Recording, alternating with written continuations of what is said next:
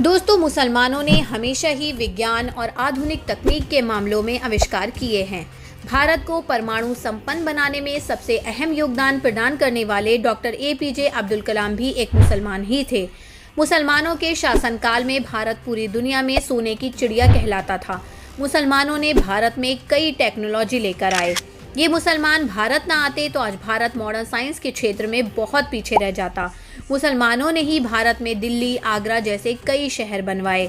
विश्व प्रसिद्ध ताजमहल का निर्माण भी मुसलमानों ने ही करवाया था। आज हम आपको कुछ ऐसी टेक्नोलॉजीज के बारे में बताएंगे जो मुसलमान ही भारत लेकर आए थे। Gun powder and artillery. Bharat में पहली बार बारूद और तोपखाने का इस्तेमाल बाबर ने 1526 में पानीपत के प्रथम युद्ध के दौरान किया था। इब्राहिम लोधी की सेना के खिलाफ बाबर ने तोपखाने इस्तेमाल किए थे और दिल्ली में मुगल सल्तनत की स्थापना की थी। यानी भारत में तोपखाना लाने का श्रेय बाबर को दिया जाता है। इसके बाद तो अनेकों युद्ध में आधुनिक तोपों का इस्तेमाल किया गया। भारत में पहली बार गन और पिस्टल बनाने के कारखाने की शुरुआत मुगल बादशाह औरंगजेब के शासनकाल में हुई थी। मुसलमानों ने बारूद का आविष्कार 7वीं शताब्दी में ही कर लिया था और सन 1294 और 95 के दौरान हसन अल रमह नाम के एक मुसलमान वैज्ञानिक ने मिलिट्री टेक्नोलॉजी के ऊपर पहली किताब लिखी थी। इस किताब में रॉकेट बनाने की टेक्नोलॉजी के बारे में लिखा गया था। ये किताब आज भी वॉशिंगटन DC के national air and space museum में रखी हुई है। टीपू सुल्तान ने पहली बार रॉकेट का आविष्कार किया था और वो भी एक मुस्लिम ही थे, और उस रॉकेट में जो बारूद इस्तेमाल किया गया था वो भी मुसलमानों ने ही इजाद किया था। आज भी बंदूकों में और आधुनिक तोपों में गन पाउडर का इस्तेमाल किया जाता है। Water pumping system. एक समय था जब लोग कुएं से रस्सी के जरिए पानी निकाला करते थे या फिर कई किलोमीटर दूर झील और नदी से पानी पीने के लिए लाया करते थे। लेकिन मुसलमानों के आने के बाद भारत में पाइपलाइनें बिछाने का काम शुरू किया गया। मुस्लिम वैज्ञानिक इब्राहिम अल-जज़ारी ने पहली बार भारत में वाटर पंपिंग टेक्नोलॉजी के जरिए घरों में पानी पहुंचाने की शुरुआत की थी। पहले तुर्की में उन्होंने इस टेक्नोलॉजी का इस्तेमाल किया था और बाद में भारत में उनके द्वारा आविष्कार किए गए। इस टेक्नोलॉजी के आधार पर बाद में ट्रेन के इंजन चलाने की शुरुआत भी हुई थी। भारत के अलावा दाशमेक, बुखारा, खुरासान और मोरक्को में भी मुसलमानों ने वाटर पंपिंग सिस्टम की शुरुआत की थी। सन 1615 ईस्वी में अब्दुल रहमान खान द्वारा पहली बार मध्य प्रदेश के बुरहानपुर में अंडरग्राउंड वाटर टनल बिछाने का काम किया गया था, जिसके जरिए जलाशय से सीधे लोगों के घरों तक पानी पहुंचाया गया था। आज भी बुरहानपुर में कुछ जगह सैकड़ों साल पुराने वाटर पाइपलाइन देखी जा सकती है। हालांकि उन पाइपलाइन का इस्तेमाल आज नहीं किया जा सकता, लेकिन ऐतिहासिक दृष्टिकोण से वो काफ़ी अहम है। Paper making technology. भारत में वैसे हजारों वर्षों से लिखने पढ़ने की परंपरा चली आ रही है, लेकिन मुसलमानों के आने से पहले तामपत्र या फिर जानवरों की चमड़ी और खालों का इस्तेमाल लोग लिखने के लिए किया करते थे।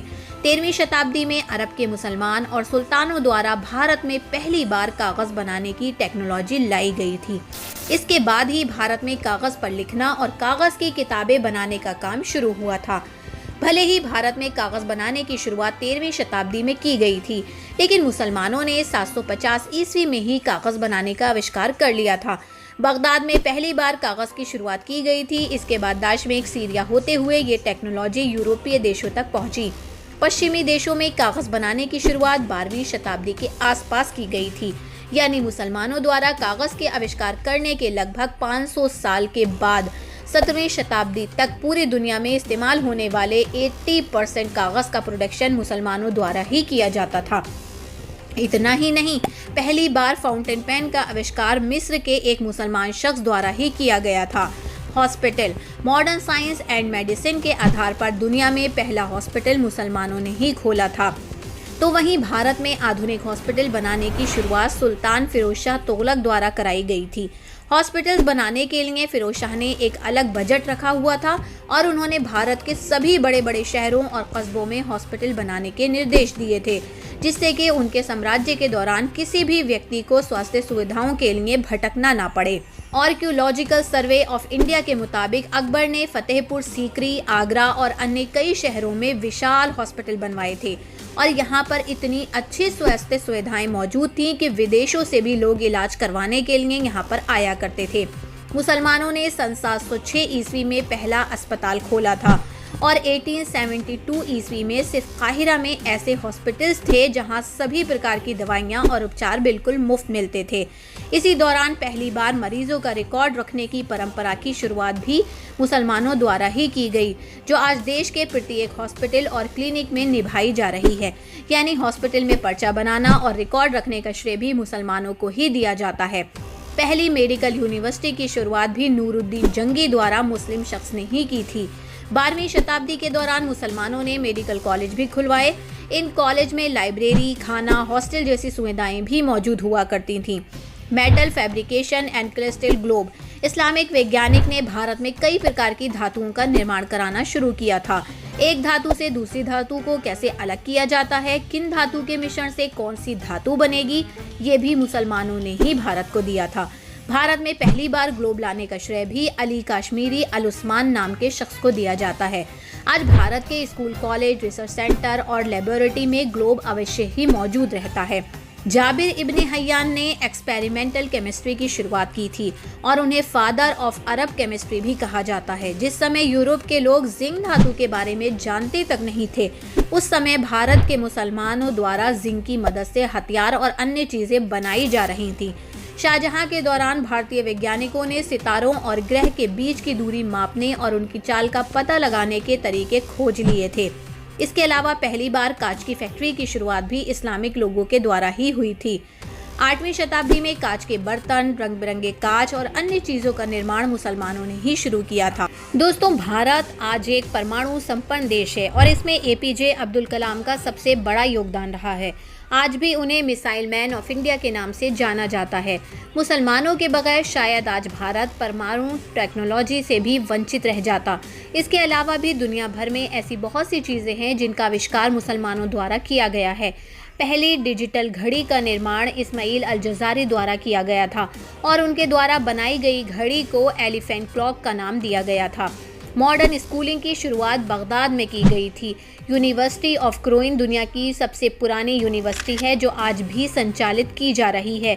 सन 1859 एडी में फातिमा अल फहरी ने मोरक्को में इस यूनिवर्सिटी की शुरुआत की थी और हज़ारों की संख्या में आज भी स्टूडेंट्स इस यूनिवर्सिटी में शिक्षा प्राप्त कर रहे हैं।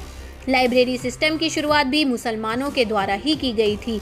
मोतियाबिंद की खोज का श्रेय भी मुसलमानों को ही दिया जाता है। आज के समय में कोई भी कंप्यूटर या इलेक्ट्रॉनिक डिवाइस एल्गोरिदम के बिना अधूरा है। इस एल्गोरिदम की खोजने वाले मोहम्मद अल ख्वारिज़मी एक मुस्लिम ही थे। इसके अलावा अलजेब्रा, डेसिमल, फ्रैक्शन और ट्रिग्नोमेट्री की शुरुआत भी मुसलमानों ने ही की थी और दुनिया भर में चाव से पिया जाने वाला मीठा शरबत भी मुसलमानों ने ही पहली बार बनाया था। दोस्तों, इसके अलावा भी ढेर सारी ऐसी चीज़ें हैं जिनका आविष्कार मुसलमानों ने किया था और न जाने कितनी ही टेक्नोलॉजी मुसलमान भारत लेकर आए थे। आज भारत जिस मुकाम पर खड़ा है वहाँ तक पहुँचने में मुसलमानों का भी अहम योगदान रहा है। इस बारे में आपका क्या कहना है? अपने विचार हमें कमेंट करके ज़रूर बताएं और अगर वीडियो अच्छी लगी हो तो इसे लाइक करें और दूसरों के साथ शेयर करें। आज के लिए इतना ही। आपसे फिर मिलेंगे एक नई वीडियो के साथ।